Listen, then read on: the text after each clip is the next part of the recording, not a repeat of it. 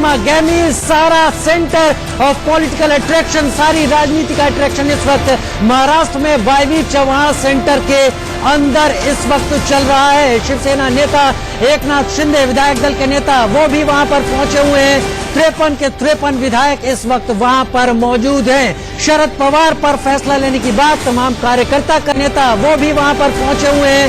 53 के 53 विधायक इस वक्त वहां पर मौजूद हैं। शरद पवार पर फैसला लेने की बात तमाम कार्यकर्ता कर रहे हैं। कार्यकर्ता उग्र थे सब कुछ बातों को लेकर, लेकिन फिलहाल उनका यही कहना है कि पवार साहब जो तय करेंगे वही आगे की दिशा और दशा होगी।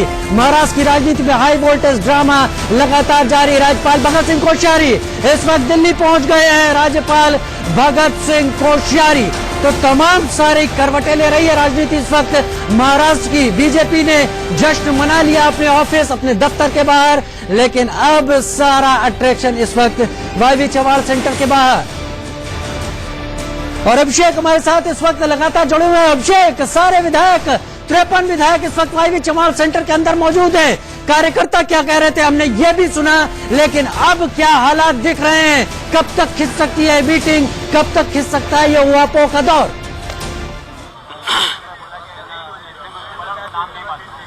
बिल्कुल, देखिए इस वक्त की बड़ी खबर ये भी बता दूं आपको कि जो बिल्कुल अजीत पवार को छोड़कर सभी के सभी विधायक इस वक्त यहाँ पे मौजूद हो चुके हैं।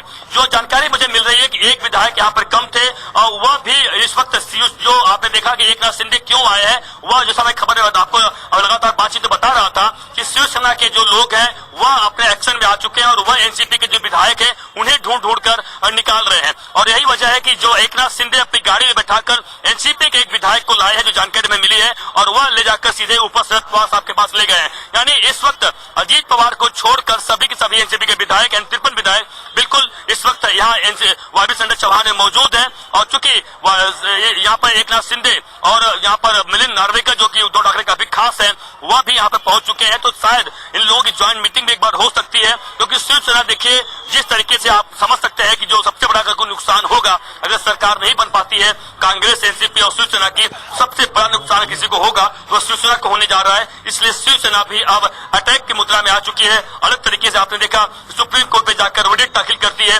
उसके बाद हर जगहों पर वह अब एक्शन में दिखाई पड़ रही है। उद्धव ठाकरे तमाम अपने एमएलए से मिलकर उनको ढांढस बजाते हैं कि आप धैर्य रखिए, शांत रखिए, सब कुछ अच्छा होने वाला है। यानी उन्हें विश्वास है कि फिर से एक बार बातचीत आगे बढ़ेगी। जो कुछ जल्दबाजी में बीजेपी ने किया है, जैसा कि आपने देखा संजय राउत जब यहाँ पे सुबह निकल प्रेस कॉन्फ्रेंस से बाहर निकल रहे थे, उन्होंने बड़ा एक आरोप लगाया था कि देवेंद्र फडणवीस की तरफ से या फिर बीजेपी की तरफ से बड़ा ब्लैकमेल किया गया है अजीत पवार को। ब्लैकमेल किस मुद्दे पर किया गया है उसका खुलासा वह सामना में करेंगे और बताएंगे देशवासियों को आखिरकार अजीत पवार क्यों ब्लैकमेल हुए।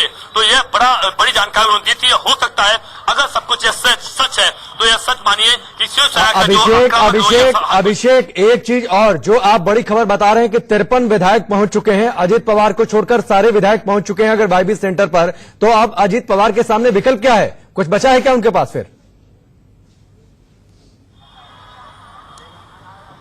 बिल्कुल, देखिए यही वजह है कि अब जो जानकारी मुझे यह भी मिल रही है कि अजीत पवार को शरद पवार ने साफ शब्दों में कह दिया है कि आप जाकर राज्यपाल को अपना इस्तीफा सौंप दीजिए।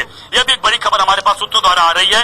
और हो सकता है क्योंकि जितना बड़ा दबाव बना है और अब इस पूरे मामले में देखिए शरद पवार अकेले नहीं रह गए। शरद पवार के साथ में उद्धव ठाकरे हैं, पूरा शिवसेना है। कांग्रेस भले ही अभी पूरी तरह खुल के सामने नहीं आ रही है, लेकिन शिवसेना पूरी तरीके से के साथ खड़ी हो गई, यानी शरद पवार के साथ खड़ी हो चुकी है। तो हो सकता है। चलिए अभिषेक, मैं आपके पास आऊंगा। आपने बड़ी बात बताई कि 53 विधायक पहुंचे हैं और खबर यह भी आ रही है कि बदलती परिस्थितियों में हो सकता है कि अजीत पवार इस्तीफा दे दें। यानी जो कहा जा रहा था सुबह की पिक्चर अभी बाकी है, तो क्या पिक्चर इस तरीके से सामने आएगी महाराष्ट्र की सियासत में, इस पर हम चर्चा करेंगे। जो मेहमान हमारे साथ जुड़े हैं उनका परिचय आपसे करवा दें। नुपुर शर्मा भारतीय जनता पार्टी से हमारे साथ जुड़ चुकी है, रेशमा पटेल एनसीपी के leader, Devendra Singh constitutional expert हैं, एसके दत्ता साहब पॉलिटिकल एनालिस्ट के तौर पर, संजय द्विवेदी शिवसेना के नेता, दीपक झा पॉलिटिकल एनालिस्ट के तौर पर और अजित मंडोला जी हमारे पॉलिटिकल एडिटर, वो हमारे साथ जुड़ चुके हैं। आगे रुक करेंगे, लेकिन सबसे पहले नुपुर आपके पास, ये गेम उल्टा ना पड़ जाए। 53 विधायक एनसीपी के वायवी सेंटर में हैं, अजीत पवार अकेले पड़ गए हैं और खबर तो यह भी आ रही है, कयास ये भी लग रहे हैं कि शायद हो सकता है इस्तीफा दे दें। आप क्या करेंगे आप लोग? देखिए, मैं कुछ किसी और पार्टी के कहने के लिए मैं यहाँ पे मैंडेटेड नहीं हूँ। मैं भारतीय जनता पार्टी बहुमत नहीं है कैसे सीएम का प्रदेश गवर्नर ने कुछ ना कुछ तो देखा होगा।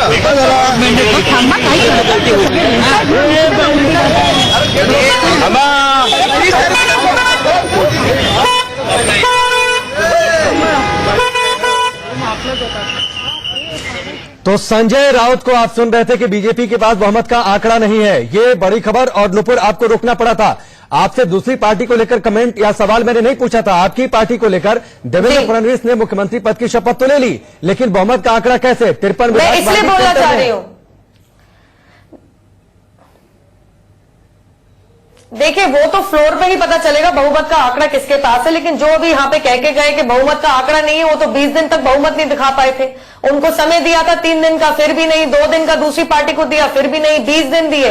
हालांकि भारतीय जनता पार्टी के देवेंद्र फडणवीस जी ने शुरुआत में कह दिया था हमारे पास आंकड़े नहीं है।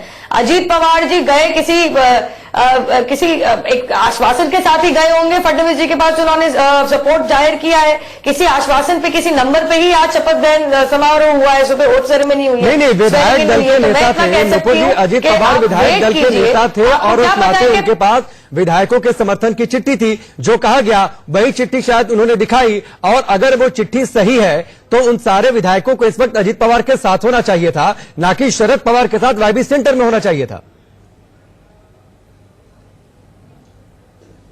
आपको क्या पता उस बैठक में क्या चल रहा है, क्या नहीं चल रहा? जब मुझे नहीं पता, मैं आपको कैसे बता सकती हूँ और आप कैसे आंकलन लगा सकते हैं? नहीं, हम तो कयास लगा रहे हैं और बतौर पत्रकार हमारा कयास लगाना और सवाल लगाना काम है। अगर आपको पता है कि उस बैठक के अंदर क्या चल रहा है तो मैं चाहूंगा कि आप ही बता दीजिए और आपकी बात को हम मान लेते हैं। सवाल हमारा ये नहीं है, मैं आपकी बात जरा पूरी करने दीजिए, फिर आप सवाल पूछिएगा। मुझे नहीं पता उस बैठक में मैं नहीं हूं, मैं आपको कैसे बता सकती हूँ भाई साहब? आपके रिपोर्टर है, आप नहीं बता पा रहे हैं। लेकिन मैं इतना जरूर कह सकती हूँ कि 4 दिन पहले भी शरद पवार जी ने, जब ये बहुत गरमाया हुआ था कि शिवसेना का और एनसीपी का और कांग्रेस की सरकार बनेगी, 4 दिन पूर्व में प्रेस वार्ता में शरद पवार जी ने ये कैसे कह सकते हैं? ऐसे कौन सी अंडरस्टैंडिंग है? एनसीपी कांग्रेस ने तो शिवसेना के खिलाफ चुनाव लड़ा है, डिफरेंट है, सेपरेट है। कहा था कि नहीं कहा था? तो मैं तो अपनी बात को यहीं पे रोकूंगी और मैं आपसे कहूंगी कि रुकिए, अभी फ्लोर टेस्ट नहीं हुआ है। संजय राउत जी बहुत कुछ कहते आए हैं, मैं आपको इतना भी बता दूं, ये 50-50 का जो फॉर्मूला लेके आए थे, प्री पोल अलायंस शिवसेना का भारतीय जनता पार्टी के साथ था। 50-50 फॉर्मूला की बात तो कभी हुई भी नहीं थी। देवेंद्र फडणवीस जी ने बात साफ जाहिर करी। फडणवीस जी के नाम पे, उनके नेतृत्व के अंदर ये चुनाव लड़ा गया। जनता जनार्दन ने किस कोalition के लिए वोट दिया, किसके अलायंस के लिए वोट दिया, ये जग जाहिर है। ये रिजल्ट ने बतला दिया। अब ये कौन से सत्ते का मोह था, इसमें मैं आगे विश्लेषण नहीं करना चाहती हूँ, लेकिन जब तक फ्लोर टेस्ट नहीं हो सकता, मेरे हिसाब से यहाँ बैठ के स्पेकुलेट करना आपकी मजबूरी है। ठीक है, बतौर पार्टी प्रवक्ता आपकी मजबूरियां हैं कि पार्टी की लाइन को आपको आगे लेकर चलना है। लेकिन मंडोला जी, आपसे मेरा सवाल है कि आखिरकार जो विधायकों की चिट्ठी दिखाई गई थी वो विधायक दल के नेता के तौर पर सिर्फ थी, या फिर ये जो सुबह कहा जा रहा था कि पिक्चर अभी बाकी है तो एक नई पिक्चर आने वाली है? नहीं, उसमें कोई शक नहीं है कि वो जो विधायकों की चिट्ठी दी गई है राज्यपाल को, उसमें कहीं कोई गलत नहीं है। सारी चीजें बिल्कुल सही है। हम सारी चीजें नुपुर जी आपकी सही मान रहे हैं। संवैधानिक रूप से जो कुछ हुआ सही हुआ। सवाल हमारा ये था, जो पूछना हम चाह रहे थे, हम ये पूछना चाह रहे थे कि अगर वाकई ये 53 विधायक वहां पे हैं और अभी आपके जो उप मुख्यमंत्री बने हैं अजीत पवार, अगर वो इस्तीफा दे देते हैं शरद पवार के कहने पे और जाके वो भी मीटिंग में शामिल हो जाते हैं, तो फिर कहीं ना कहीं तो पासा पलट सकता है ना। वो ठीक है, आप कह रही हैं कि 30 तारीख को जब फ्लोर में बहुमत साबित होगा तब देखा जाएगा, लेकिन सवाल ये है। नहीं, एक सवाल और है मंडला जी, वो 30 तारीख की जो बातचीत चर्चा लगातार चल रही है, औपचारिक तौर पर इस तारीख का ऐलान भी नहीं हुआ, अगर मैं ठीक हूं तो? हाँ, मेरे ख्याल से तो अभी तक ये है कि आज सुबह खबर आई, लेकिन उसके बाद कोई बात नहीं हुई। लेकिन अगर माना अजीत पवार के पास सामने आते हैं 53 विधायकों के साथ, कहते हैं मैंने सुबह जो भी शपथ दी थी मैं इस्तीफा देता हूं, और अभी जो हालात बन रहे हैं, एकनाथ शिंदे वहां आ रहे हैं, क्या वजह है? तो ये सारी चीजें बड़ा सवाल। ठीक है नुपुर, जल्दी से एक जवाब दीजिए, फिर मैं आगे बढ़ता हूं दूसरे मेहमानों के पास। देखिए, एक ये अगर ये हुआ और मगर वो हुआ, I am sorry to say you cross the bridge only when you get to it. क्या ऐसी कोई स्टेटमेंट आई है कि वहां अजीत पवार जी को रेजिग्नेशन देने के लिए बुलाया गया है? क्या पार्टी की पूरी मीटिंग के अंदर चल क्या रहा है आपको पता है? खबर तो मैं इसलिए कहूंगी कि अगर ये मीटिंग किसलिए हो रही है और मगर उसमें ये हो गया, खबर आती है तभी हम मैं तो हाथ जोड़ के आपसे आप हाथ मत जोड़े, हाथ जोड़ने वाली बात नहीं है मैं आपको इसमें, जवाब दे रही हूँ। हाथ कि जोड़ने जब वाली तक बात ये नहीं है। floor test हम एक नहीं, जब पत्रकार तक- होने के नाते आपने नहीं, सब इसमें पूछा है- हमने सवाल, इसमें आप हाथ क्यों जोड़ रही हैं? आप हाथ मत जोड़े भाई, आपको जो जानकारी आप बोले, अगर हम नहीं नहीं, और ये सवाल मैं थोड़ा सा मैं You नुपुर जी cannot- मैं हाथ मत थोड़ा जोड़े, सा ऐड हाथ कर जोड़ने देता के हूं। लिए नहीं है। नुपुर जी माफी के साथ आपको रोकते हुए थोड़ा सा ऐड कर देता हूँ मंडोला जी की बातों में। ठीक है, ये जो एकनाथ शिंदे पहुंच ये गए heckling शिवसेना match विधायक है दल के क्या? नेता हैं, चिंतित हो गए, हम लोग खबर हमेशा आप ही की बात कर रहे हैं। खबर ये मिली है कि वो कुछ एनसीपी के विधायकों को अपने साथ नहीं, पकड़ मैं कर तो लेकर इतना गए हैं, ऐसी जानती बातें हूँ कही कि जा रही ऐसी हैं। कौन सी न्यूज रिपोर्ट स्पेकुलेशन पे बसती है? आप फैक्चुअली बात करें तो न्यूज रिपोर्ट है, स्पेकुलेशन पे न्यूज रिपोर्ट नहीं बनती है, फैक्ट्स पे न्यूज रिपोर्ट बनती है। ठीक है ठीक है ठीक है ठीक है ठीक है ठीक है ठीक है नुपुर जी, आप दीपक झा। अगर आपके पास फैक्चुअल यहाँ पे प्रमाण है कहने के लिए कि इस्तीफा मांगना है तो बोलिए ना। नहीं नहीं, ये किसने ये तो कहा? हमने कहा ये था। बिल्कुल नहीं कहा ये तो नुपुर जी, हमने ये कहा ही बिल्कुल नहीं। किसी ने नहीं कहा। ठीक है, मैं हम आपको ये क्लियर कह कर रहे दूं, हैं कि- ऐसा बिल्कुल हमने नहीं ये तो कहा। हमने कहा ही अभी नहीं। तो कहा इन्होंने अगर इस्तीफा मांग लिया और मगर वो हो गया, क्या बात कर रहे तो हैं? अगर मगर में You तो want me राजनीति to है। ठीक है, नहीं नहीं, इस बहस को छोड़ते हैं मंडोला जी, इस बहस को छोड़ते हैं। ठीक है नुपुर जी, अगर में राजनीति एक मिनट मंडोला जी रुक नहीं, जाइए, sorry, मंडोला जी रुक जाइए, और नुपुर जी मेरी आप भी बात शांत हो सुन जाइए, लीजिए। आप भी शांत हो जाइए, आपने तस्वीरें अगर बड़ी मगर जल्दी किया साफ हो अभी। जाएंगी। अभी आपने अगर मगर किया। ठीक है छोड़िए, अगर अगर मगर- मगर छोड़िए छोड़िए, अगर मगर से आगे बढ़ते हैं। और दीपक झा, अगर मगर से आप लोग तो आगे बढ़ जाइए, आप जिस पार्टी का समर्थन करते हैं वो पार्टी शिवसेना के साथ सरकार बनाने के लिए सैद्धांतिक तौर पर राजी हो जाती है, सुप्रीम कोर्ट में एक रिट पिटीशन फाइल की जाती है, उस रिट पिटीशन में भी साथ में आप लोग याचिका करता है, मतलब आपकी पार्टी, मतलब आप जिस पार्टी का समर्थन करते हैं, बार बार चूंकि कांग्रेस के लोग नहीं आते इसलिए हम कांग्रेस का ही मान लेते हैं आपको, लेकिन एक अदर प्रेस कॉन्फ्रेंस आज तक शिवसेना के साथ नहीं हो पाई आपकी।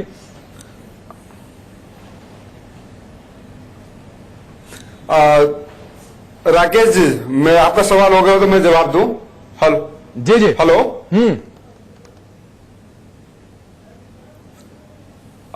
जी, देखिए पहले तो मैं भाजपा को बधाई देना चाहता हूं अपनी नुपुर जी को कि आज क्या किया इन्होंने, लोकतंत्र में काला दिन लिख दिया है और भारत के संविधान में भारत के लोगों को एक ऐसा काला दिन याद आएगा कि भारत ने उस लोकतंत्र के रमेश भंडारी जी याद नहीं है आपको? रिजवी साहब याद नहीं है आपको? रात के 12 बजे क्या किए थे यूपी पे, आप भूल गए?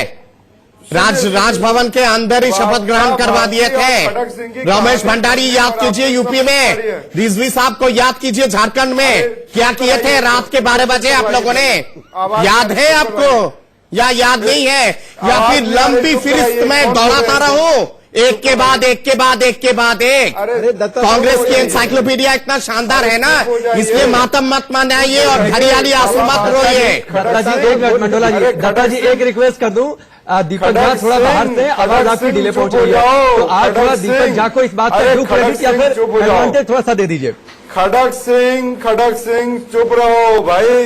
अरे आप चुप रहिए, आप लोगों की राजनीति जो है ना वो अक्कड़ बक्कड़ बम्बे वो वाला राजनीति है। 80-90 पूरे 100 सारे चोर इकट्ठे हुए थे तिजोरी लूटने के लिए, ये तो है कांग्रेस की राजनीति। चले थे ना सरकार बनाने, मैडम साहिबा ने अभी तक समर्थन पत्र क्यों जारी नहीं किया? क्यों जारी नहीं किया मैडम साहिबा ने अभी तक समर्थन पत्र? ये जरा खुलासा कीजिए, ये जरा बताइए। रुक अरे बाबा रुक, ओ माय सेना let me have a look. ये जो लुक रहा है ना मैडम साहिबा का, यही लुक मातमश्री को मातमश्री में तब्दील कर दिया है। सत्ता के लुलुपता में किस तरह से भूलिए, काला चट्टा है आप लोगों का, काला एनसाइक्लोपीडिया है कांग्रेस पार्टी की, मत भूलिए इस चीज को। जो कांच के घर के अंदर रहते हैं ना, दूसरे पे तिनका नहीं फेंकते हैं, आपका कांच का घर चूर चूर हो जाएगा फिर। बोलो, आप ही बोल लो, अरे बोल लो। ठीक है, आप दोनों लोगों की लड़ाई हो गई। एक मिनट दत्ता जी, मुझे हंसी आ रही है। एक मिनट दीपक झा एक मिनट।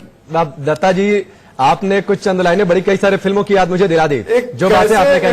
दीपक झा एक मिनट, आप मेरा सवाल सुन लीजिए। राकेश जी, मेरा सवाल सुन लीजिए, ठीक है? थोड़ा सा बाहर से है तो दोनों लोग इस बात को समझो। व्यवहार थोड़ा सा ऑडियो आ गया, कैसे आक्रोशित हो रहे हैं, कैसे इनको आक्रोशित हो रहा हूं, आपकी पुराने जो काला इतिहास है ना उसको सामने कर रहा हूं और बता रहा हूं कि कितना काला रहा है आप लोगों का इतिहास। ठीक है। गोवा में क्या हुआ, मणिपुर अरे गोवा में तो आप गए भी नहीं थे, राज्यपाल के सामने डर के मारे आपके दिग्गज राजा क्या कर रहे थे गोवा के सीशोर में, भूल गए क्या? क्यों भूल गए थे? नैतिकता को सरकार कहाँ ले गए? भारत भूल गए कि कर्नाटक में क्या हुआ है? कर्नाटक में साफ नेवला की सरकार थी, आज महाराष्ट्र अपने में भूमिल हो गया वो। और दूसरी बात आप ये समझ लीजिए कि राज्यपाल जैसा व्यक्ति, संवैधानिक पद में बैठा व्यक्ति 7 दिनों का टाइम क्यों दिया? 7 दिनों का टाइम क्यों दिया? जवाब दे दे। आपके पास दीपक झा, एक मिनट आप शांत हो जाइए। अब ये दत्ता जी, हफ्ते का समय क्यों दिया जाता दत्ता था? जी एक मिनट शांत हो जाइए। बहुमत साबित करवाने के लिए एक मिनट ये सारा बता दीजिए। मेरी बात आपके पास दीपक झा, एक मिनट आप शांत हो जाइए। अब ये दत्ता जी, हफ्ते का समय क्यों दिया जाता दत्ता था? जी एक मिनट शांत हो जाइए। बहुमत साबित करवाने के दत्ता जी एक लिए मिनट ये सारा बता दीजिए। मेरी बात मानिए वरना मुझे सबकी आवाज डाउन करानी Please, दीपक झा, कम था क्या? ऊपर मैं आपके पास आता हूँ। दीपक झा आप भी शांत होइए। दीपक झा शांत होइए, आपकी नहीं चलेगी। एक मिनट शांत हो जाइए। और जो सिद्धांतों वाली बात है प्लीज उसको मत करिए, क्योंकि महाराष्ट्र ने ये कम से कम साबित कर दिया कि कोई भी पार्टी हिंदुस्तान में सिद्धांतों की बातचीत नहीं कर सकती। नहीं, क्यों आप शिवसेना के साथ गलबैया करने के लिए तैयार थे? शिवसेना के साथ क्यों आप गलबैया करने के लिए तैयार थे? क्या कांग्रेस ने हिंदुत्व को अपना लिया? जिस हिंदुत्व का पैरोकारी करती है शिवसेना, क्या कांग्रेस ने स्वीकार कर लिया? क्या ये फिर कांग्रेस की सत्ता में मुद्दा नहीं थी? इसलिए प्लीज सिद्धांतों की दुहाई मत दीजिए। मैं देवेंद्र जी का रुख करूंगा, मैं देवेंद्र जी का रुख करूंगा। आवाज सबकी डाउन करिए। देवेंद्र जी एक बात बताइए, नुपुर मैं आपके पास आता हूँ। दीपक आप भी शांत रहिए। दीपक आप भी शांत रहिए, आवाज नहीं। ठीक है, मैं देवेंद्र जी इस वक्त मेरे साथ है। देवेंद्र जी, अब जो मौजूदा परिस्थितियां हैं, एक रिट पिटीशन तीनों पार्टियों की ओर से फाइल भी कर दी गई है सुप्रीम कोर्ट में। अब स्थितियां क्या बनती हैं? क्या कुछ विकल्प कानूनी तौर पर आप देख पा रहे हैं महाराष्ट्र की सियासत में? मैं समझता हूं जब तक माननीय सुप्रीम कोर्ट कोई आदेश नहीं देती है तो जो गवर्नर महोदय द्वारा जो तिथि निर्धारित की गई है या समय दिया गया है उसके अंदर शक्ति परीक्षण विधानसभा के पटल पर होना चाहिए। और वो जो एक हफ्ते की बात है वो सभी पार्टीज के लिए है। उस बीच उन्हें पूरा समय मिलेगा और अपनी शक्ति नहीं। ये सवाल मैंने इसलिए पूछा देवेंद्र जी, जो याचिका फाइल की गई है उस याचिका में ये मांग की गई है कि जो आमंत्रित दिया गया या फिर जो शपथ ग्रहण हो गया उसे रद्द भी कर दे सुप्रीम कोर्ट, उसे फिर और जो इन 3 पार्टियों का जो गठबंधन हो रहा है उसे आमंत्रित किया जाए सरकार बनाने के लिए। क्या सुप्रीम कोर्ट ये कह देगा कि जो गठबंधन हुआ उसे कैंसिल कर दे, या फिर सुप्रीम कोर्ट ये कह सकता है कि नहीं भाई ठीक है जाइए फ्लोर टेस्ट पर आप जाइए? मैं समझता हूं कि माननीय सुप्रीम कोर्ट सभी पक्षों के सुनने के बाद, जहां तक मुझे लगता है, क्योंकि जो संसदीय प्रक्रिया है और उसके तहत शक्ति परीक्षण जल्दी से जल्दी होना चाहिए और विधानसभा के पटल होना चाहिए। और जो निर्णय गवर्नर महोदय ने लिया है वो उन्होंने तथ्य परिस्थिति जो उनके सामने तथ्य रखे गए होंगे और जो आशंका रही होगी लॉ एंड ऑर्डर की, स्टेबिलिटी की, क्योंकि उनका दायित्व है, संवैधानिक दायित्व है कि जब तक वहां पे गवर्नमेंट नहीं है, काउंसिल मिनिस्टर नहीं है, तब तक इनका दायित्व है, संवैधानिक दायित्व है कि वहां लॉ एंड ऑर्डर रहे, व्यवस्था रहे। ठीक है। और उनके सामने जो तथ्य रखे गए, क्योंकि 28 दिनों तक इंतजार किया गया है, किसी ने स्टेक क्लेम नहीं किया सरकार बनाने के लिए। अब जो पार्टी से बड़ी पार्टी आई है उनके साथ और लोग आए हैं, अब अल्टीमेटली उन पर डिपेंड करता है कि वो फ्लोर में जाकर के अपनी मेजोरिटी प्रूव करें। ठीक है, चलिए आगे बढ़ते हैं और मैं रुख करूं संजय द्विवेदी का, लेकिन उससे पहले आपको यह भी बता दें कि अजित पवार इस वक्त अकेले बैठे हुए हैं। जाहिर सी बात है उनके साथ जितने विधायक थे, यानी उनको छोड़कर जो बाकी के 53 विधायक थे, वो इस वक्त है शरद पवार के साथ, जहां पर शरद पवार वाईबी सेंटर में मौजूद हैं। उनमें से कुछ ये भी कहा गया था कि शायद वो शरद पवार को मनाने के लिए पहुंचे हैं। अब मनाने के लिए पहुंचे हैं या फिर अंदर क्या कुछ चल रहा है ये किसी को पता नहीं, लेकिन एक सच्चाई यह है कि अजित पवार इस समय अकेले हैं। मुझे एक कमेंट लेना पड़ेगा। नुपुर आप कुछ कह रही थी, फिर मैं आगे बढ़ता हूं। जी, मैं 2 चीजें बोलना चाहती हूँ कि जब हम मर्डर ऑफ डेमोक्रेसी की बात करते हैं तो ये सवाल तो आप कायदे से शिवसेना से बोलिए कि आपने अपनी आइडियोलॉजी इतनी भयंकर तरीके से डाइल्यूट करने के लिए तैयार हो गए। प्रीपोल अलायंस को आपने बिल्कुल ही दरकिनार करके आप कौन से सत्ता के मुंह में आप आगे आ गए, और जिनको आप गाली देते थे, जिनसे आप गाली खाते थे, आप उनके साथ ही किस तरीके का कोलिशन बनाने चले थे सिर्फ सत्ता के मुंह के लिए। You have reduced yourself to a spectacle. दूसरी बात, बहुत बड़ी बड़ी बातें सुनी मैंने, जेडीएस और कांग्रेस की सरकार कर्नाटक में कैसे बनी थी, 2005 के अंदर झारखंड की सरकार कैसी बनी थी। कोई भूल सकता है क्या कि किस तरीके से एक प्लेन को ग्राउंड कर दिया गया था ताकि सुन लीजिए, एक प्लेन को ग्राउंड कर दिया गया था एयरपोर्ट पे ताकि भारतीय जनता पार्टी के सपोर्टिंग एमएलए दिल्ली ना आ सके और सरकार बनाने के लिए क्लेम स्टेक ना कर सके। हिस्ट्री में जाइए जनाब, आपने तो एयरक्राफ्ट को उड़ने से भी रोक दिया था। आप लोग कितनी गंदी राजनीति कर चुके हैं। जब भी आप एक्सटर्नल सपोर्टिंग मेंबर रहे, आपने एक सरकार नहीं चलनी दी। अपने इतिहास में जरा गरिमा में झांक के देखिए। और क्या करेंगे?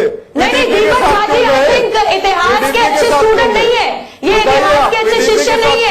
इन्हें मैं अर्ज करूंगी कि झारखंड में सरकार कैसे बनी थी, सोनिया गांधी के फोन कॉल पे एक प्लेन कैसे रोका गया था, जरा इस इतिहास को पढ़ के आइएगा। आपको पता ही नहीं है कि किस तरीके से गवर्नर ने मिलने को मना कर दिया था, मेजोरिटी एमएलए को सरकार बनाने से मना कर दिया था, और फिर प्लेन को उड़ने से मना कर दिया था। भाई साहब, आपके काले चित्र इतने ज्यादा है कि एक भी सरकार जिसमें कांग्रेस आउटसाइड सपोर्ट कर रही है, चाहे वो दिल्ली की क्यों ना हो, आपने सरकार ही नहीं चलने दी। पूरा देश आप लोग लड़ने लगे आपस में, करतूतों को केटल ब्लैक बहुत आसान है, इतिहास पढ़ के आइए। ठीक है कांग्रेस पार्टी का। चलिए, आप लोग इतिहास की क्लास अलग से कर लीजिएगा। आप दोनों लोग इतिहास की क्लास अलग से कर लीजिएगा। नुपुर, आप जिस आइडियोलॉजी की बातचीत कर रही थी उस पर मैं आऊंगा, और कुछ आपको जो इतिहास का आप जिक्र कर रही है, कुछ 4-5 साल बीते साल का इतिहास आपको फिर याद दिलाऊंगा और सवाल करूंगा। लेकिन मैं संजय द्विवेदी का रुख करता हूं, शिवसेना के नेता हमारे साथ जुड़े हुए हैं। संजय, एक बात बताइए, एकनाथ शिंदे वाईबी सेंटर क्यों पहुंचे हैं? उनका वहां पर क्या काम है?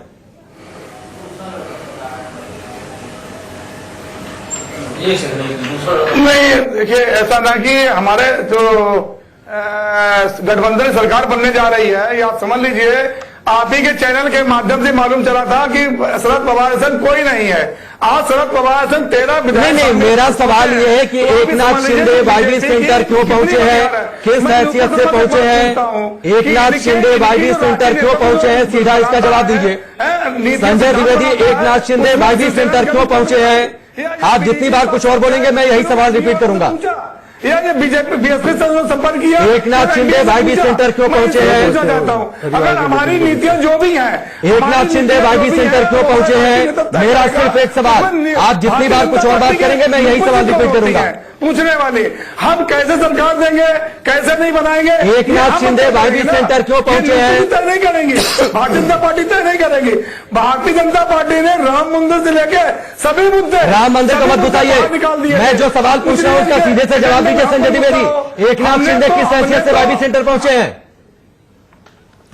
जी, आप सवाल का जवाब नहीं दे रहे हैं। सरकार में हम लोग पार्टनर बनने जा रहे हैं, सरकार बनाने जा रहे हैं हम लोग। ठीक है, हम लोग नहीं, तो गठबंधन की नहीं मीटिंग है ना, सरकार बनाने के लिए नहीं मीटिंग है ना। एनसीपी का अपना परिवार का मसला है, वो उसके सुलझाने में लगे हैं। ठीक है, मैं आता हूं, मुझे मालूम है आप जवाब नहीं दे सकते हैं और जवाब नहीं देना चाहते हैं, इसलिए मैंने 5-6 बार यह सवाल आपसे कर लिया ताकि आपको समझ में रह जाए कि असल सवाल इस वक्त का क्या है। चलिए, मैं रेशमा पाटिल का रुख करता हूं। ठीक है, रेशमा पाटिल शायद बता दें। रेशमा, आप ही बता दीजिए क्या चल रहा है, क्योंकि अब से थोड़ी देर पहले तो यही चर्चा चल रही थी कि वाईबी सेंटर में अंदर खाने में क्या चल रहा है। आपके पास कोई जानकारी है क्या?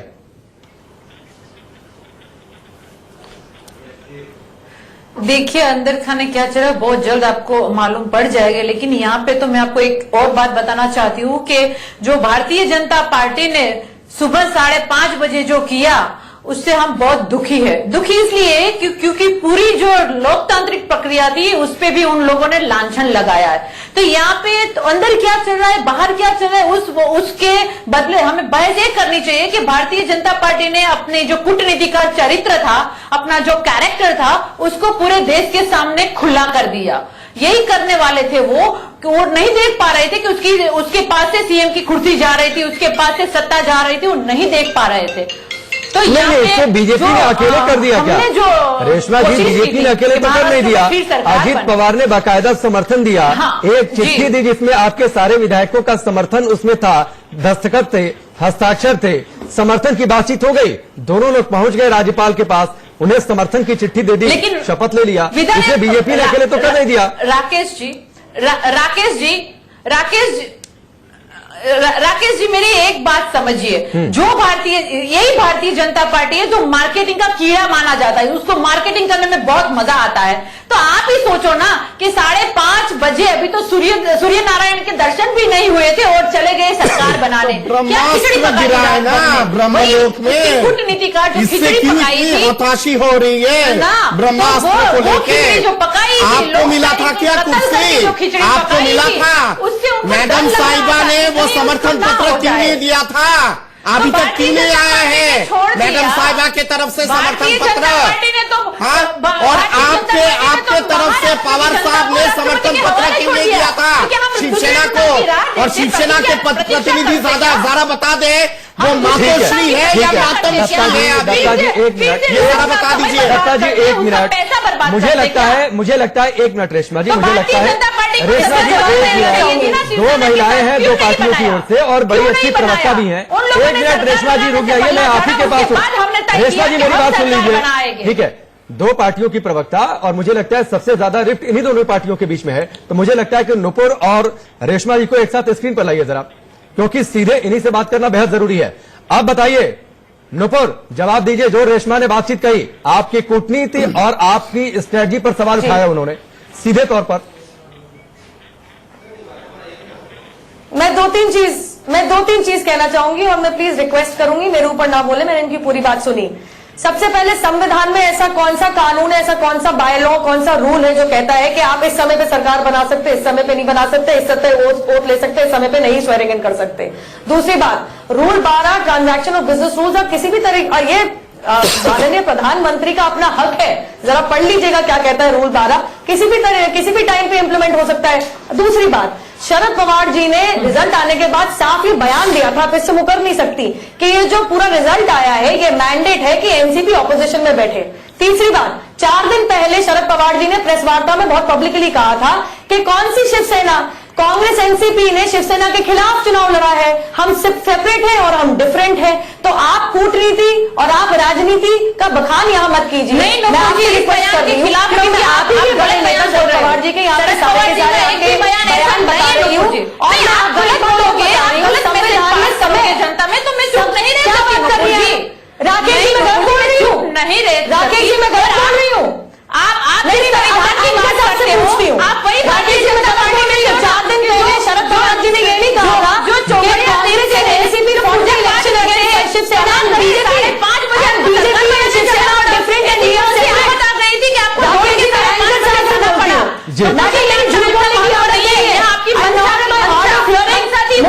भी आता है, मैं अखबार भी रोज पढ़ती हूँ। राकेश जी बताइए, इतना झूठ शरद पवार जी ने ये बयान दिए थे, क्या प्रेस वार्ता में शरद पवार जी ने क्या कहा था? राकेश जी आप बता दीजिए, चिल्लाने से कुछ नहीं होगा।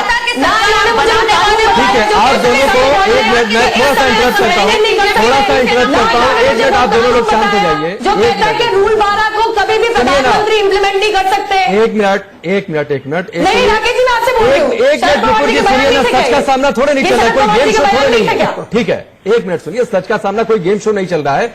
एक रेशमा जी, मेरा एक सवाल और है। आज सुबह जो शरद पवार की टिप्पणी आई थी उसमें उन्होंने ये कहा था, संकेत दिया था, मुझे लगता है कि संकेत दिया था कि अजित पवार का ये निजी फैसला है, उन पर कार्रवाई होगी। अब एक बात बताइए, इतनी देर क्यों? अगर 53 विधायक एक साथ पहुंच गए हैं और अंदर खाने में वाईबी सेंटर में अगर सब कुछ ठीक ठाक है तो कर दीजिए ना अजित पवार पर कार्रवाई, अकेले पड़ गए तो निकालिए उन्हें पार्टी से। देखिए, कार्यवाही होगी, बेशक होगी, लेकिन थोड़ा टाइम तो लगेगा, क्योंकि ये सबके लिए झटका है, हमारे लिए शॉकिंग बात है, क्योंकि हम कभी इतना, मतलब भारतीय जनता पार्टी इतना गिर जाएगी कि उसने एक परिवार को तोड़ दिया। आपने जितनी देर में अब तक आरोप लगाया ना रेशमा जी, एक बार आपने अजित पवार का नाम नहीं लिया, एक बार आपने अजित पवार का नाम नहीं लिया, आप बीजेपी को कोसती रही हैं। मैंने अब तक जितने भी सवाल किए, लेकिन आपने एक बार भी अजित पवार का नाम नहीं लिया अभी तक। अजित पवार जी ने, आप लोग अपना कुंबा नहीं संभाल पाए, अपना कुंबा नहीं संभाल पाए, अजित पवार को हैंडल नहीं कर पाए, और उसके बाद आप आरोप पहले प्रथम दृष्टया बीजेपी पर। यहाँ पे डर की जो राजनीति चलाई गई, भारतीय, देखिए राकेश जी, यहाँ पे भारतीय जनता पार्टी की आदत है, उसको लगा कि कुर्सी जा रही है तो डर की राजनीति चलाना शुरू कर दी। डर और दाम दंगे की राजनीति पूरी रात चलाई और सुबह सूर्य नारायण के दर्शन किए बिना ही चले गए।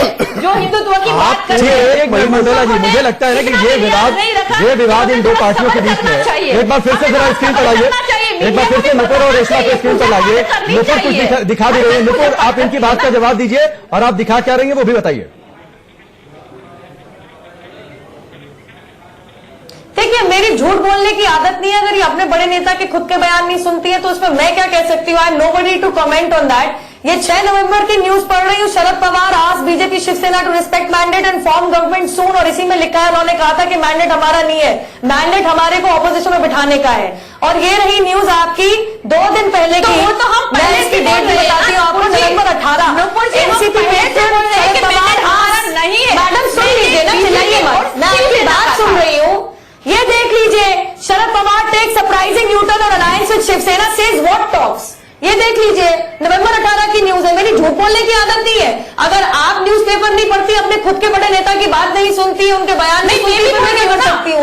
अपने बयान की आदत नहीं है, राजनीति की बात कर रहे थे। जब शरद पवार जी कहते हैं हमें सरकार नहीं बनानी, हमें ऑपोजिशन में बैठना है, शिवसेना के साथ कोई बातचीत नहीं चल रही है, तो फिर आप क्या बात कर रही है? ठीक है, आप दोनों की बातचीत आप दोनों की बातचीत में आगे भी करवाऊंगा। मेरे साथ में पॉइंट समझ में एक्सप्लेन करती हूँ। ठीक है, आप दोनों की बातचीत में आगे भी करवाऊंगा। नुपुर और रेशमा जी, मैं आपके पास लौट कर आता हूँ।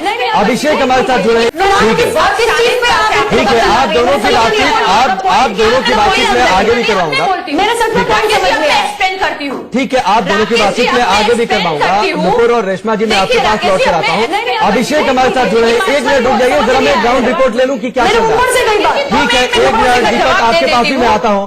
1 मिनट, आप सब लोग शांत हो जाइए। अभिषेक बताइए क्या जानकारी है आपके पास और वाईबी सेंटर में क्या हलचल फिलहाल?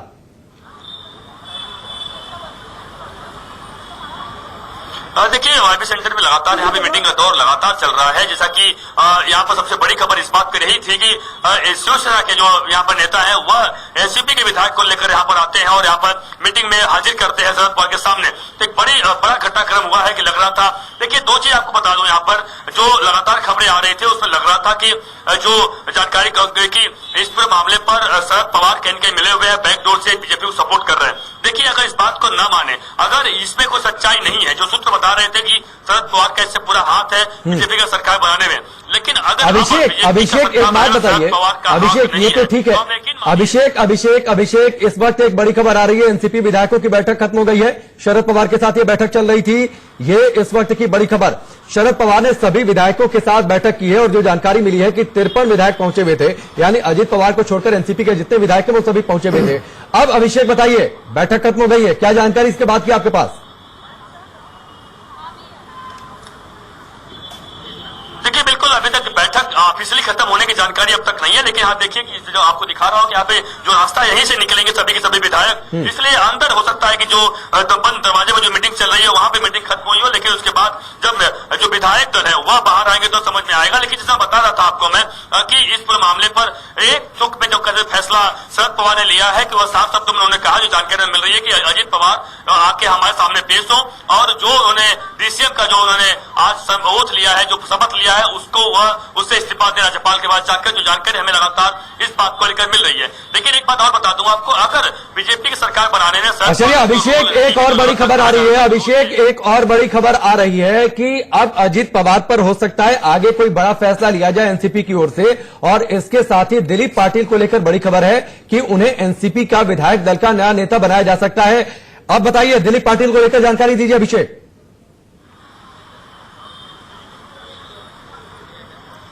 बिल्कुल देखिए, दिलीप वलसे पाटिल जो है कि जो एक कद्दावर नेता है, वह अजित पवार को मनाने के लिए गए थे, लेकिन अजित पवार उनसे नहीं माने, तो जरूर ये फेरबदल हो सकता है। अगर सभी के सभी, देखिए जैसा कि मैं पहले बता रहा था, अगर सभी विधायक एक साथ आते हैं तो ये संभव हो पाता है, अन्यथा अगर 7 से 8 विधायक आते हैं तो संभव नहीं हो पाता है। लेकिन अगर 53 विधायक यानी 54 विधायक आते हैं तो ये संभव बिल्कुल हो सकता है कानून के मुताबिक कि वह कोई भी उनका विधायक का नेता चुना जा सकता है, यानी वो दूसरे को हटाया जा सकता है, तो यह संभव हो सकता है। हालांकि इसमें ऑफिशियली अनाउंसमेंट थोड़ी देर बाद हो सकती है, लेकिन यह साफ है दिलीप वलसे पाटिल जो कि एनसीपी में सीनियर नेता है और वरिष्ठ नेता है और शरद पवार काफी खास कहे जाते हैं, तो जरूर उनके नाम पर मुहर लग सकती है, ऐसी संभावना बिल्कुल आ रही है सामने। एक और छोटी सी जानकारी, फिर अभिषेक में आगे बढ़ता हूं। क्या सभी लोग अभी भी वाईबी सेंटर के अंदर ही मौजूद हैं? इस बीच क्या कोई अंदर से बाहर आया?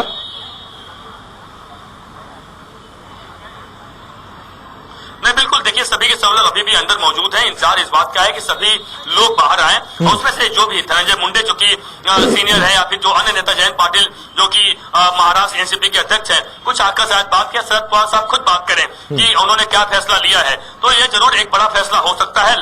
जैसा कि आखिरकार जिस तरीके से जो लगातार सस्पेंस बरकरार है, अब सस्पेंस बरकरार जो है लगातार, वो कुछ ही मिनट बचे हुए हैं कि सस्पेंस से उठ जाएगा। आखिरकार इस मीटिंग में ऑफिशियली तौर पर क्या फैसले लिए गए हैं वो जरूर थोड़ी देर में ऑफिशियली मालूम पड़ जाएगा। ठीक है अभिषेक, मैं आपके पास आऊंगा। अब मंडला जी बताइए, आपको क्या लग रहा है आगे? नहीं, अगर फिर पासा पलट रहा है? नहीं, ये पासा पलट रहा है, ये बड़ी खबर है। अगर 53 के 53 विधायक वहां पे हैं और वो फैसला करते हैं कि अजीत पवार को हटा रहे हैं, हालांकि फैसला तो 30 तारीख को फ्लोर पर ही होगा, तो एक तरीके से बहुत बड़ा झटका है बीजेपी के लिए, क्योंकि ये सरकार कहीं ना कहीं संकट में आ जाएगी। और अगर ये 53 विधायक 30 तारीख तक एकजुट रहते हैं, शरद पवार के कहने पे चलते हैं और एनसीपी और कांग्रेस भी अपने विधायकों को एकजुट रख सकती है, तो निश्चित तौर पर ये सरकार फ्लोर पर गिर जाएगी। लेकिन जिस तरीके से प्रधानमंत्री नरेंद्र मोदी ने बधाई दी है, गृह मंत्री अमित शाह ने बधाई दी है, जो बड़े भारी चाणक्य माने जाते हैं, कांग्रेस के चाणक्य अहमद पटेल वहां डेरा डाले हुए हैं, सारे चाणक्य इकट्ठा हो रखे हैं। अगर उसके बावजूद भी ये लोग सरकार नहीं बचा पाती है बीजेपी, और ये सरकार शरद पवार अगर इसमें जीत जाते हैं, सबको एकजुट रख के एनसीपी और नहीं, एक सवाल तो ये भी होता है ना, एक सवाल ये भी होता है कि जिस तरीके से पिछले कुछ दिनों में परिस्थितियां बदली हैं, वो ठीक है पुष्ट खबर की जानकारी, लेकिन फिर क्या गारंटी कि जो 53 विधायक एक साथ अंदर हैं वो सारे एक साथ होंगे? वही मैं कह रहा हूं। हफ्ते थोड़ी देर पहले तो हम चर्चा कर रहे थे कि धनंजय मुंडे उन्हें मनाने के लिए पहुंचे हुए हैं। मैं वही आपसे कह रहा हूं, मैं ये कह रहा हूं कि ये देखिए, ये अभी तक तो सिर्फ सूत्रों से खबरें बाहर आ रही है ना कि दिलीप पाटिल को नेता बनाया जा सकता है, अजीत पवार को हटाया जा सकता है। ये सब थोड़ी देर में पटाख से होता है। अगर शरद पवार सामने आके बोलते हैं सारे विधायकों की, कांग्रेस शरद पवार ने तो कल भी बोला था कि उधर पर सहमति बन गई है, लेकिन देखिए रात में सोए और सुबह उठे तो दूसरी खबर आ गई। नहीं, तो ये भी अपने आप में देखिए, शरद पवार की हम लोग सुबह से यही चर्चा कर रहे हैं कि ये खेल शरद पवार की मर्जी के बिना नहीं हुआ होगा। कहीं ना कहीं शरद पवार का पूरा सपोर्ट। चलिए ठीक है, मुझे लगता है कि एक बार मैं फिर से नुपुर का रुख करूं, फिर मैं दत्ता जी आपके पास आता हूं। नुपुर, एक बात बता दीजिए, बड़ा सस्पेंस भाई खोल दीजिए, कब तक जनता को सस्पेंस रखेंगे आप लोग? देखिए, जब फ्लोर टेस्ट आएगा अपने आप बात बाहर आ जाएगी, और मैं वही बात का निष्कर्ष निकला है कि अंदर बैठक में क्या चल रहा है हम में से कोई भी नहीं जानता। लेकिन मैं इतना जानती हूं कि अगर स्थिर सरकार चाहिए और विकास और प्रोस्पेरिटी चाहिए, फाइनेंशियल कैपिटल है भाई इंडिया का मुंबई शहर, जो महाराष्ट्र का कैपिटल है, मैं इतना कहना चाहती हूं कि उसको एक प्रोग्रेसिव और एक बहुत ही सॉलिड सरकार की जरूरत है।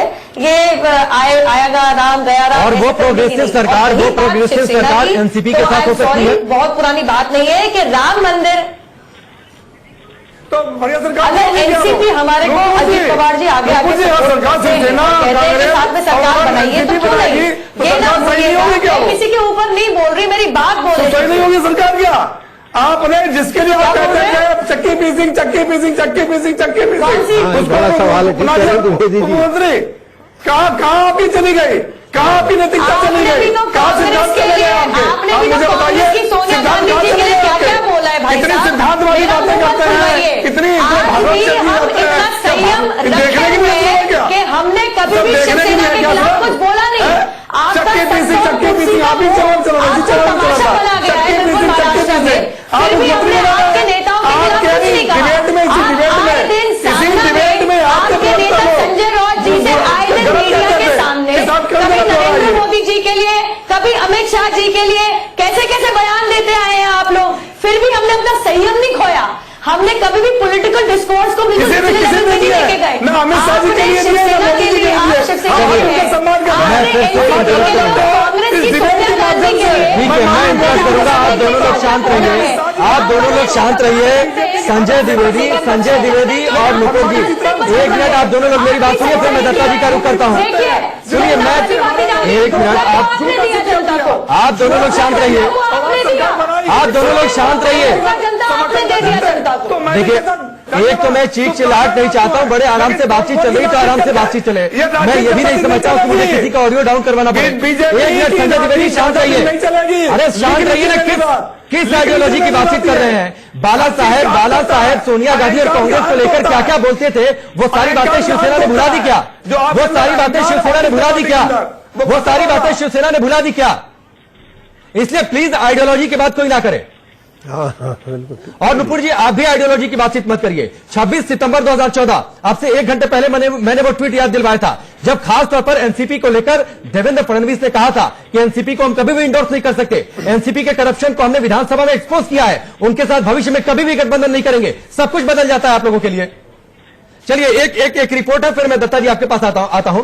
महाराष्ट्र में चुनावी नतीजों के बाद ठीक से ना तो बीजेपी शिवसेना ने सरकार बनाई और ना ही शिवसेना कांग्रेस और एनसीपी गठबंधन की सरकार बन पाई है, जिसके बाद राष्ट्रपति शासन लगा था। लेकिन राष्ट्रपति शासन के 10 दिन बाद और चुनाव नतीजों के 30 दिन बाद देवेंद्र फडणवीस ने एक बार फिर से मुख्यमंत्री पद की शपथ ली। देखिए कैसे राष्ट्रपति शासन से लेकर फडणवीस की शपथ तक तारीखों में बनता बिगड़ता महाराष्ट्र का खेल चला है। एक रिपोर्ट देखिए, फिर आगे बढ़ते हैं। देवेंद्र गंगाधरराव फडणवीस ईश्वर साक्ष शपथ घेतो की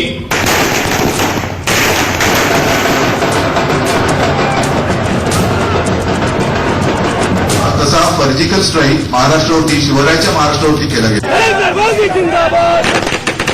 अंधेरे में डकैती और चोरी होती है। महाराष्ट्र में राष्ट्रपति शासन से सरकार तक की इनसाइड स्टोरी। अप्रत्यक्षपणे कळविणार नाही। राष्ट्रपति शासन के 10 दिन बाद सीएम की शपथ कैसे? हमें थोड़ा संशय आया था उस बारे में, उनकी जो बॉडी लैंग्वेज थी, कुछ नजरों से नजर मिलाकर नहीं बोल रहे थे। कैसे अजीत पवार ने चाचा का खेल बिगाड़ दिया?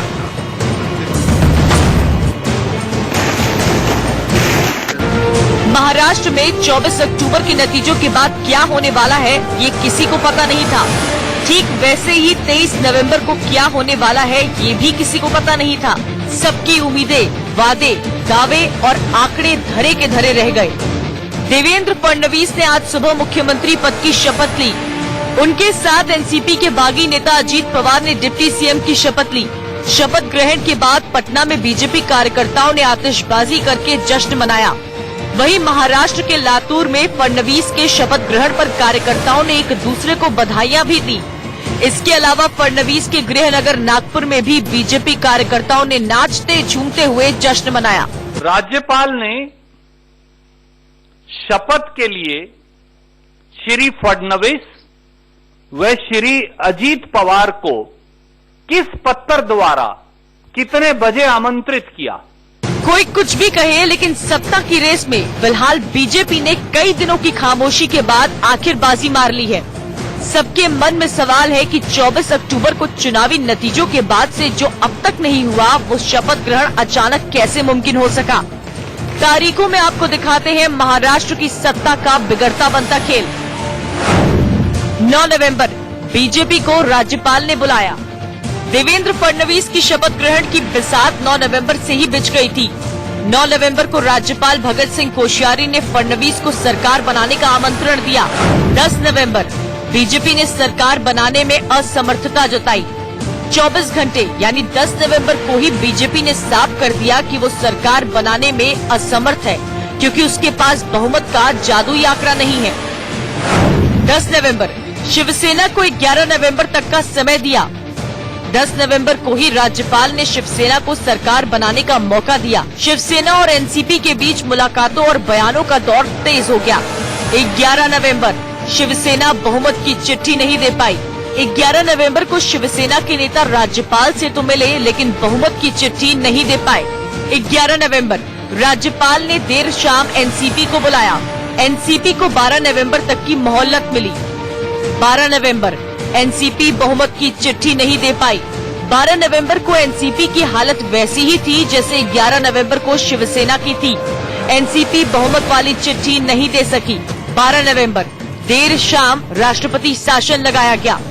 12 नवंबर को सरकार बनाने की डेडलाइन खत्म होने लगी तो राज्यपाल भगत सिंह कोश्यारी ने राष्ट्रपति शासन लागू करने की चिट्ठी भेज दी। केंद्रीय कैबिनेट और राष्ट्रपति ने राज्यपाल की चिट्ठी पर मुहर लगा दी। महाराष्ट्र में राष्ट्रपति शासन लग गया। अब शिवसेना और एनसीपी कांग्रेस ने 23 नवंबर को नए गठबंधन के तहत सरकार बनाने की पूरी तैयारी कर ली थी, लेकिन 23 नवंबर को सूरज की पहली किरण के साथ ही सारा खेल बदल गया। 23 नवंबर सुबह 5:47 पर राष्ट्रपति शासन हटा। महाराष्ट्र से राष्ट्रपति शासन हटाने का आदेश जारी हो गया। इस विधानसभा के चुनाव में मैंडेट था भाजपा शिवसेना का, लेकिन बड़ी पार्टी थी भाजपा और मुख्यमंत्री का मैंडेट था देवेंद्र फडणवीस जी को। उनकी स्वयं एक योग्य मुख्यमंत्री और एक ईमानदार मुख्यमंत्री की छवि थी। 23 नवंबर सुबह 8:05 पर देवेंद्र फडणवीस ने सीएम की शपथ ली। 23 नवंबर की सुबह राष्ट्रपति शासन हटने के बाद बीजेपी विधायक दल के नेता देवेंद्र फडणवीस ने राजभवन पहुंचकर सुबह 8:05 पर सीएम पद की शपथ ले ली। महाराष्ट्र में विरोधी दल और देश हैरान रह गया कि कुछ ही घंटों बाद जो तय था वो नहीं हुआ, बल्कि वो हो गया जिसके बारे में किसी ने सोचा भी नहीं होगा। हालांकि अब भी अपनी अपनी सरकारों के दावे हो रहे हैं। सीधी बात है, एक बार ये मेजॉरिटी एस्टेब्लिश करने का जो मौका दिया है वो पूरा होने के बाद ऐसे उसी की सरकार बनाएंगे। सरकार बनाने में कोई दो राय नहीं, सरकार हम बनाएंगे। अभी भी बन सकते हैं, नहीं सरकार बनेगी। पवार साहब के ऊपर हमारा पूरा विश्वास है। सर, आप लोग की तरफ से संभावना बरकरार है सरकार बनाने की? हम ही सरकार बनाएंगे। 23 नवंबर सुबह 8:10 अजीत पवार ने डिप्टी सीएम की शपथ ली। फडणवीस के साथ अजीत पवार ने डिप्टी सीएम की शपथ ली है, यानी चाचा शरद पवार को भी भतीजे ने दाव दे दिया और उन्हीं के दम पर फडणवीस ने शपथ ले ली। हालांकि बीजेपी इस पूरे सियासी खेल को लेकर शिवसेना पर हम शपथ ली। फडणवीस के साथ अजीत पवार ने डिप्टी सीएम की शपथ ली है, यानी चाचा शरद पवार को भी भतीजे ने दाव दे दिया और उन्हीं के दम पर फडणवीस ने शपथ ले ली। हालांकि बीजेपी इस पूरे सियासी खेल को लेकर शिवसेना पर हमलावर है। अब कुछ लोग शिवाजी की विरासत की बात कर रहे हैं। सत्ता के लिए समझौता करने वाले अपने विचारों से शिवाजी की बात न करें, छत्रपति शिवाजी की, तो उचित है। 24 अक्टूबर के ठीक 30 दिन बाद 23 नवंबर को महाराष्ट्र को फडणवीस के रूप में अपना सीएम मिल गया, लेकिन 30 नवंबर तक उन्हें जादुई आंकड़ा साबित करना होगा। उसके बाद ही महाराष्ट्र को स्थायी सरकार मिलेगी। मुंबई से अभिषेक शर्मा के साथ ब्यूरो रिपोर्ट, इंडिया न्यूज। तो ये रिपोर्ट आपने देखी और सारे मेहमान इस वक्त हमारे साथ बने हुए हैं, लेकिन रुकेंगे एक बहुत छोटे से ब्रेक के लिए, जल्द वापस लौटते हैं।